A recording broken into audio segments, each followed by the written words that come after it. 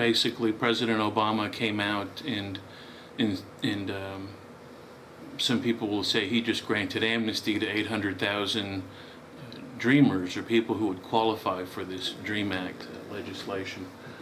But is it really legislation? Is there any validity to what he did? Well, let's look at, here are my reactions to what he did.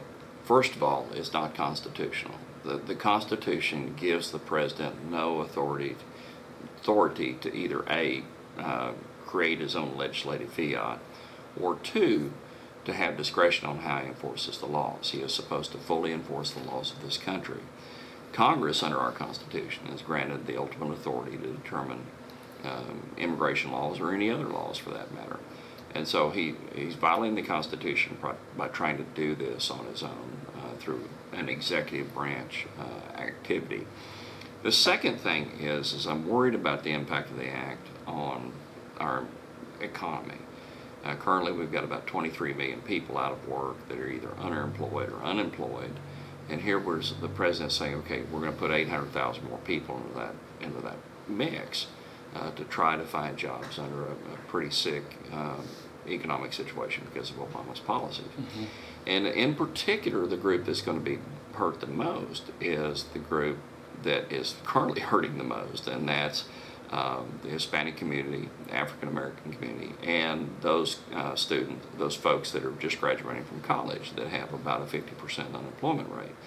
So we're taking 800,000 of that same age group, essentially, putting them in that same mix and saying, okay, now you've got more competition for a smaller number of jobs, or for a weak number of jobs. Mm-hmm. That's an issue.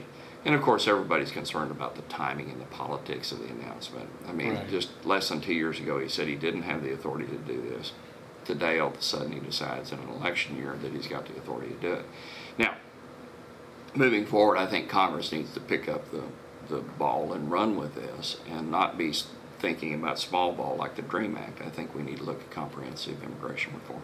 And Duke, one of the, as you know as well as I do, one of the important elements of the Texas solution that there is no reference to amnesty or any sort of an amnesty program. Mm-hmm. People that are here illegally, they do have to reconcile themselves with their illegal acts if they want to move forward mm-hmm. Mm-hmm. To become either legal residents or to become citizens. Right, so, they've got to pay fines or fees and right. different things. Right. So that's one of the good things about the Texas solution is it's market driven based on what our labor needs are. It still follows the rule of law as well, and so because it follows the rule of law, it doesn't provide for an amnesty option.